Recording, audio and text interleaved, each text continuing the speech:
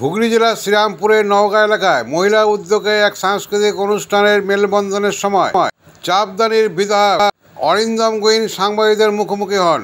সেখানে সিপিএম এর ব্রিগেড সভা নিয়ে প্রশ্ন করা হলে তিনি বলেন, ওরা যা বলছেন বলতে দিন, ঐতিহাসিক কি ঐতিহাসিক নয় তা সাধারণ মানুষই বিচার করবে। ওরা তো বহুদিন ধরেই শূন্যটা অতিক্রম করতে পারছে না, আর পড়ে রইল বিজেপি। বিজেপি তো থই খুঁজে পাচ্ছে না, তাই বিভিন্নভাবে বিভিন্ন উপায়ে পশ্চিমবঙ্গকে হ্যাকেল করার জন্য এই বাংলা সহ দেশব্যাপী বেশিরভাগ মিডিয়াদের কবজা করে প্রচার রথটাকে তুঙ্গে আনছে।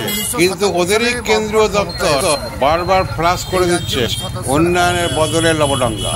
আপনারা দেখছেন ইএনসি বাংলা থেকে, আমি ডাক্তার সঞ্জয় সেন আপনাদের সামনে। দেখুন বিধায়ক অরিন্দম গুইন কি বলছেন। যাদের হয়তো অল্প বয়স তারা হয়তো জানে না 34 বছরের বামফ্রন্টের অত্যাচারের ইতিহাস। ধরুন 1977 সালে বামফ্রন্ট ক্ষমতায় এসেছিল, এই রাজ্যে 1977 সালে ক্ষমতায় আসে।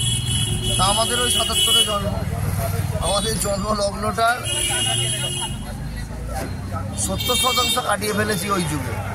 আমরা তো দেখেছি যে কী ধরনের অত্যাচার তারা করেছে, মহিলাদের ওপর অত্যাচার করেছে, উন্নয়নের নামে অনুন্নয়ন করেছে।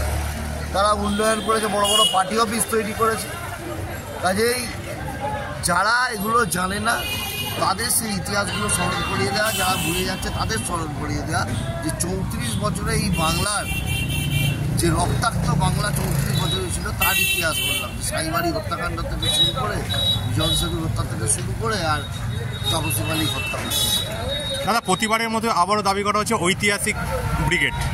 দেখুন, ওরা এটাই কিছু কিছু লোক থাকে না যে আমার বড় বিরাট ব্যবসা চলছে, রোজগার কি আছে শূন্য, এদেরও তাই। বিরাট ভিড় হয়েছে, ভোট কি আছে শূন্য, জায়গা কি আছে তাদের বিধানসভা শূন্য।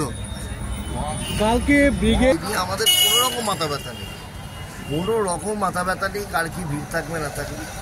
আমাদের বাংলার মানুষকে ভালো রাখার যে শপথ মমতা বন্দ্যোপাধ্যায় নিয়েছে, মমতা বন্দ্যোপাধ্যায়ের প্রকল্প মানুষের কাছে পৌঁছাচ্ছে কি দেখা দায়িত্ব আমাদের, যেহেতু আমরা জনপ্রতিনিধি।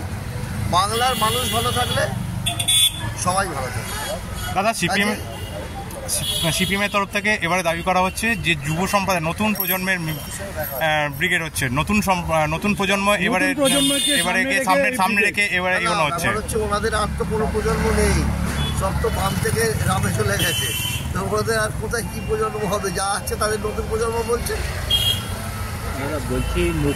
দেখুন, রাজ্যপাল, মহিলা কমিশন যারা গেছে তারা পশ্চিমবাংলায় তারা যেতে পারে, কিন্তু পশ্চিমবঙ্গের বাইরে অন্যান্য স্টেটেতেও যেখানে যা গণ্ডগোল সেখানে কোথায় কমিশন, সেখানে কে যাচ্ছে, কারা যাচ্ছে, সে খবরই তো মানুষ পাচ্ছে না।